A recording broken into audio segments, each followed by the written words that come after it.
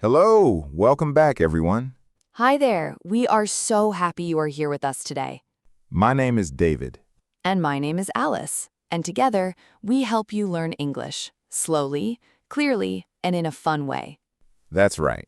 And today, oh, Alice, today we are visiting a country that is truly between two worlds. Yes, because today we are going to Turkey. Turkey, the country that sits between Europe and Asia. Yes, Turkey is one of the most unique countries in the world because it is not fully in Europe and it is not fully in Asia. It is in both at the same time.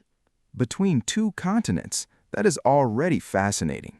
And David, I have to say, Turkey was one of the most surprising, most beautiful, most delicious countries I have ever visited. Delicious countries. Alice is already talking about food. I cannot help it. Turkey's food is incredible, but there is so much more. Turkey surprised me at every corner. Every single day, something new, something I never expected. I never expected, the phrase of our travel series. Our favorite phrase, and today we will use it many, many times. Before we start, if you are new here, welcome. We make slow, clear English lessons every week just for you. Please subscribe and hit the bell so you never miss an episode. And if you are already subscribed, thank you so much. You make this channel so special. Okay, Alice, when did you go to Turkey? I went to Turkey last spring. I was there for 2 weeks. 2 weeks. Where did you go? I visited 3 places. First, Istanbul, then Cappadocia, and then the coast, a beautiful beach town called Bodrum. 3 very different places. Let's say the names slowly. Ready? Istanbul, Istanbul. Cappadocia, Cap-a-do-cia. Cappadocia. Beautiful. Bodrum, Bo-drum. Bodrum. Perfect. Now, Alice, before you went to Turkey, what did you expect? Okay, before I went, I thought Turkey is a Middle Eastern country. Mosques, bazaars, carpets, and kebabs. That was my picture of Turkey. And was that wrong? It was not wrong, but it was so incomplete. Turkey has all of those things, but Turkey also has Roman ruins, hot air balloons, fairy chimneys, crystal blue beaches, one of the most beautiful cities in the world, and some of the most generous people I have ever met. Fairy chimneys, hot air balloons. Alice, I'm already excited. Tell us everything. Let's start with Istanbul. Istanbul is the biggest city in Turkey, right? Yes, Istanbul is enormous. About 15 million people live there, and Istanbul is one of the most special cities in the world because it is the only city in the world that sits on 2 continents at the same time. 2 continents, Europe and Asia. Yes, one half of Istanbul is in Europe, the other half is in Asia, and in the middle, the Bosphorus Strait. Bos for us. A beautiful stretch of water connecting the Black Sea to the Mediterranean Sea. And you can see both continents from the water? You can. I took a boat ride on the Bosphorus, and I sat on the boat and I looked left and I saw the European side of Istanbul. Then I looked right and I saw the Asian side. 2 continents, 2 worlds, 1 boat ride. That is extraordinary. I never expected to see 2 continents from 1 boat. Exactly what I thought. And Istanbul is full of incredible history because Istanbul, before it was Istanbul, had 2 other names. Do you know them? Constantinople? Yes, Constantinople, and before that, Byzantium. By-Zan-Ti-Um. This city has been the capital of 3 great empires, the Roman Empire, the Byzantine Empire, and the Ottoman Empire. 3 empires. That is thousands of years of history in one city. And you feel all of that history when you walk through Istanbul. Just like Rome, the history is everywhere around you. Tell us about the famous buildings. The Hagia Sophia. Ha-ya, so-fia. David, this building left me speechless, completely speechless. What is the Hagia Sophia? It is a building that was built almost 1,500 years ago. It was first a Christian cathedral, then it became a mosque. Now it is a mosque again. And the inside, David, the inside is breathtaking. Breathtaking, like took my breath away from our Italy episode. Exactly. The dome of the Hagia Sophia is so high, so wide, so magnificent that when you stand inside and look up, you feel like you are looking at the sky, not a ceiling, the sky.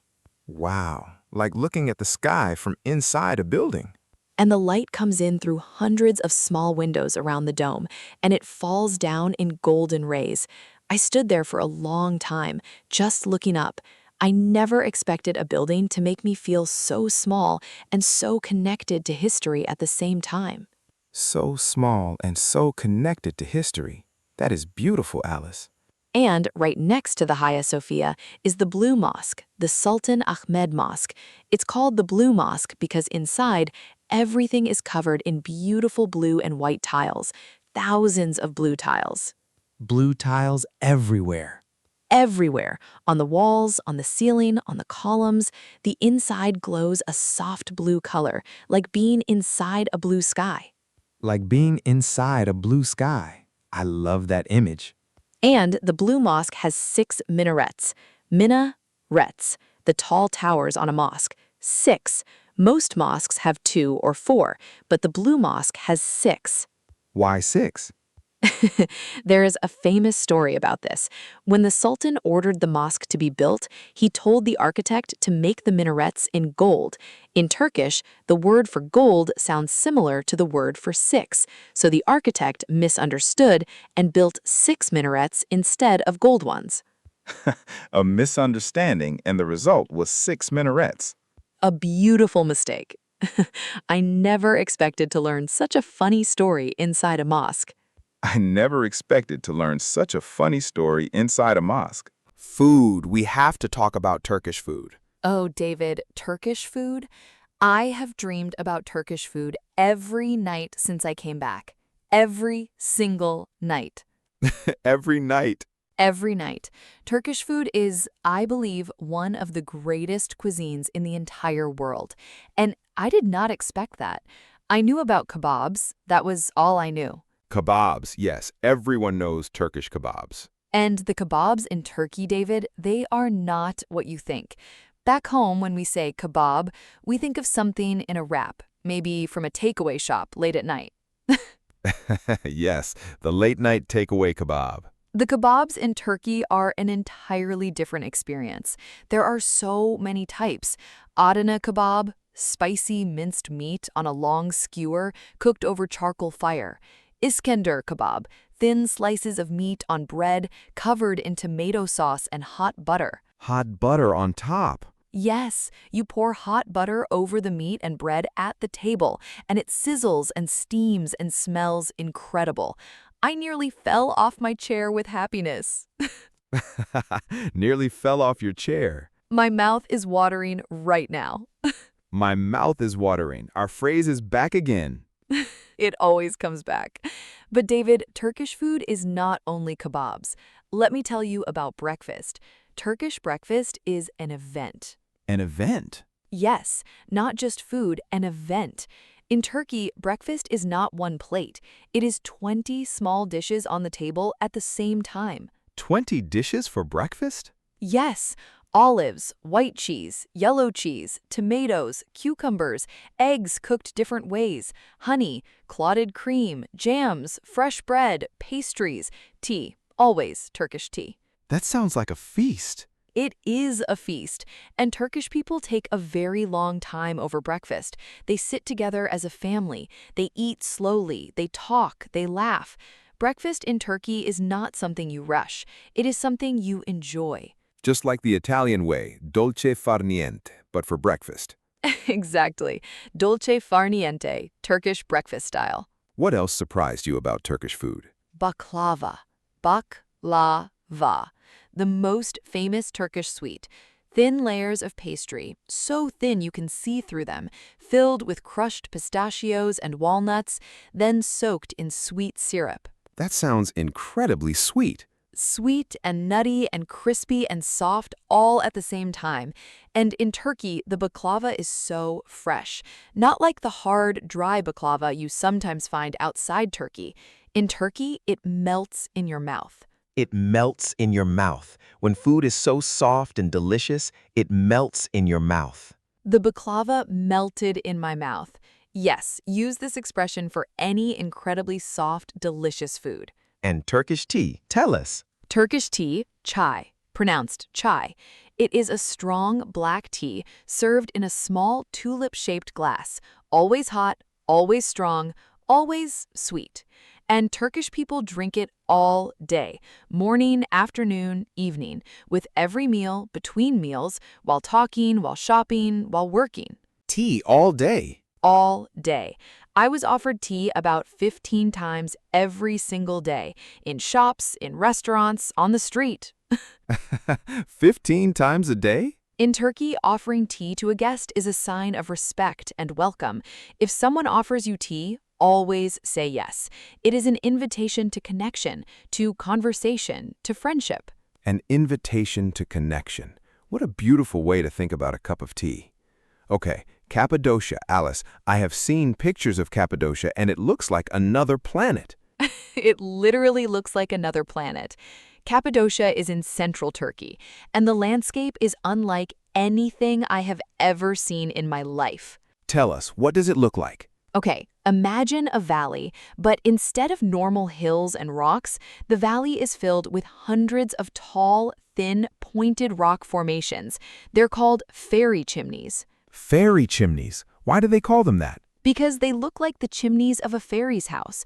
They're tall and thin at the top, like a pointed hat. Some are 10 meters tall, some are 30 meters tall, and they're made of soft volcanic rock. Volcanic rock from an ancient volcano. Yes, millions of years ago, volcanoes erupted in this area. They covered the land with thick ash and rock. And then, over millions of years, wind and rain slowly carved these ash rocks into incredible shapes, like nature's own sculptures. Nature-made sculptures. That is incredible. And the most incredible thing, people carved homes into these fairy chimneys. Thousands of years ago, people dug rooms into the soft rock. Whole villages are hidden inside these rock formations. Underground cities. Some go down 8 floors underground. 8 floors underground? A city underground? Yes, I went into one of these underground cities, Derinkuyu, and I walked down and down through narrow tunnels, 8 floors underground. There were rooms for sleeping, rooms for cooking, rooms for animals, rooms for storing food.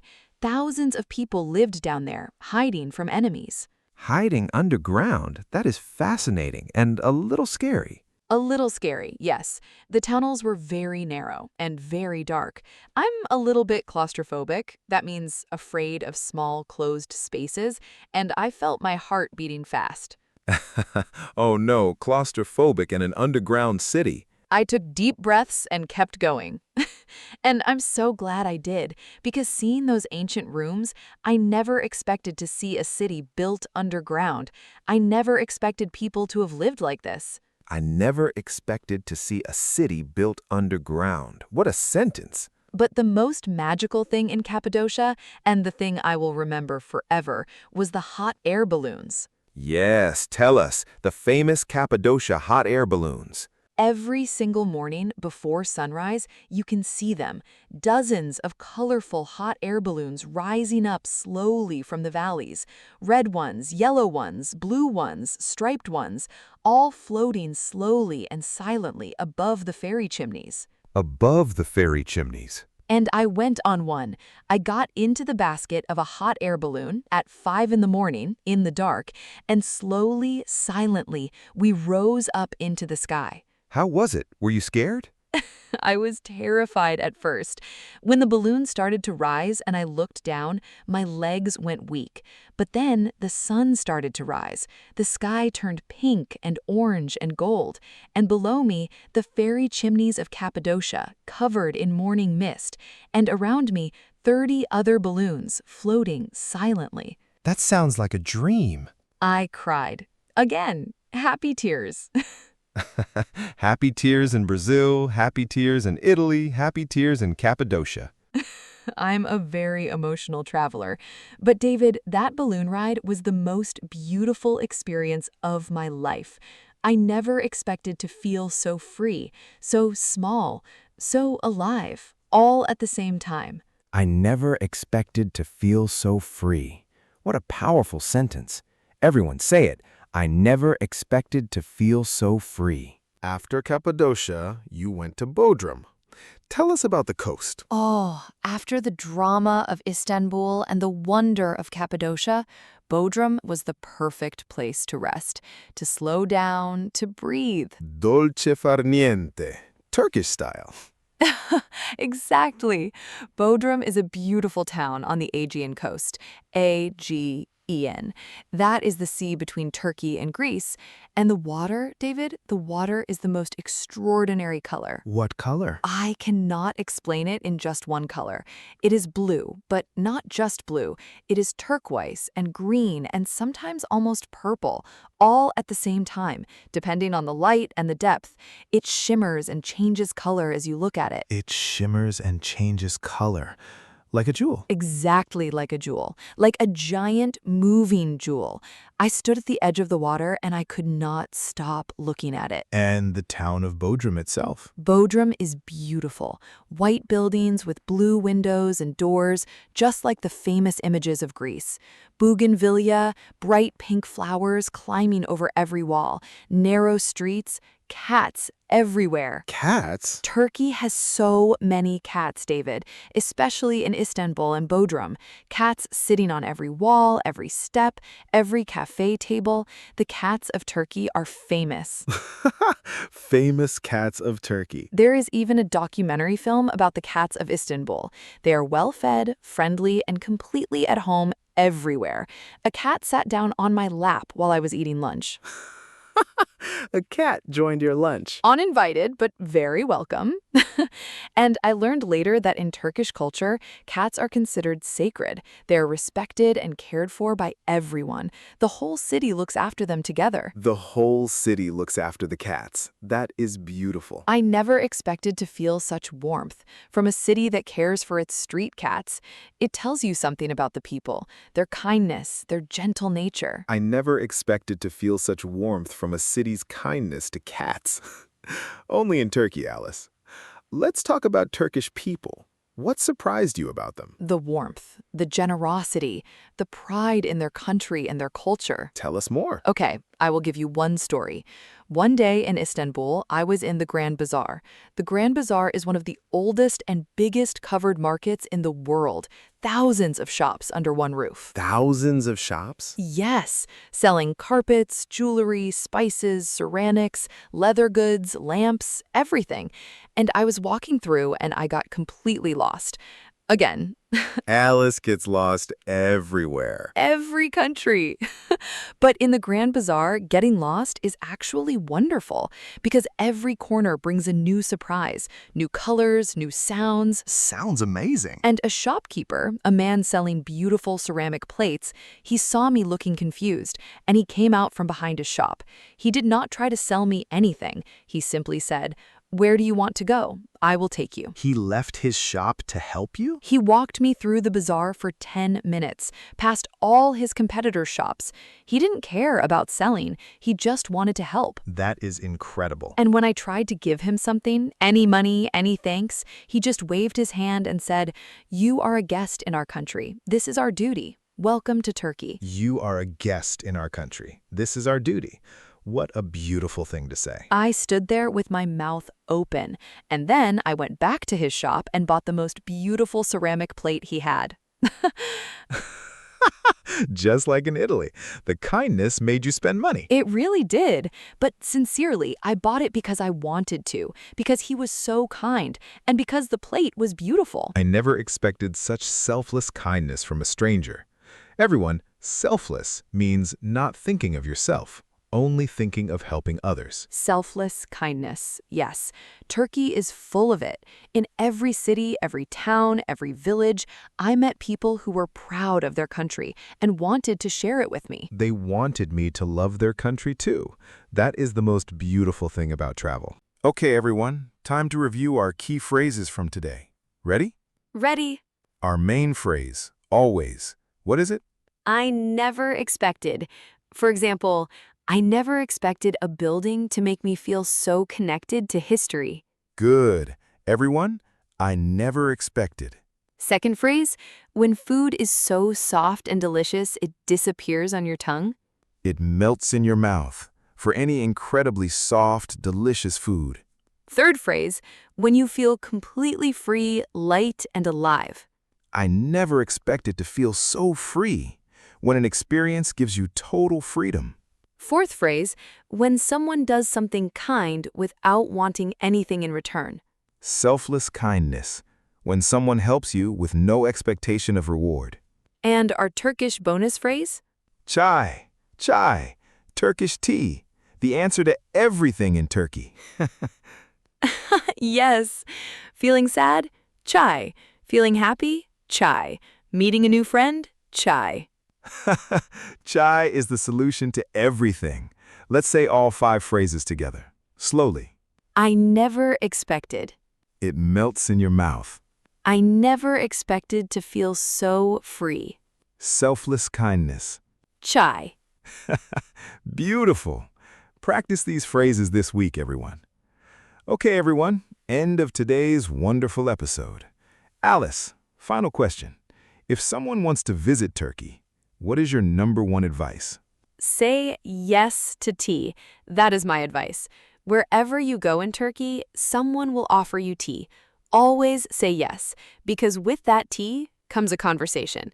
And with that conversation comes a connection. And with that connection, you discover the real Turkey, the Turkey that lives in the hearts of its people. Say yes to tea. I love that advice. Simple, beautiful, true. And go to Cappadocia. Please go to Cappadocia. Take the hot air balloon. Wake up before sunrise. Watch the balloons rise above the ferry chimneys. You will cry happy tears, I promise. Happy tears guaranteed. 100% guaranteed. Turkey is a country that touches your heart deeply, genuinely, in a way you never expect. Turkey touches your heart. What a beautiful ending sentence for today. Every country in this series has touched my heart in a different way. Brazil with its joy, Japan with its respect, Italy with its beauty, Dubai with its ambition, and Turkey with its warmth. Each country gives you something different. That is the gift of travel. The greatest gift. Okay, everyone, your comment challenge for today. Write in the comments, finish this sentence. I never expected. Tell us something that surprised you in life or travel. And is Turkey on your wish list, or have you already visited? Tell us your favorite thing. We love every comment so much, every single one. If you enjoyed today's episode, please like this video. It helps us reach more English learners. And subscribe if you haven't already. New slow English episodes every week. Always free, always for you. Thank you for learning English with us. You are amazing, every single one of you. Keep going. Small steps every day. And remember, say yes to tea. Say yes to new experiences. Say yes to life. This is David. And this is Alice. See you in the next episode. Goodbye. Güle güle. That means goodbye in Turkish. Güle güle. Güle güle, everyone.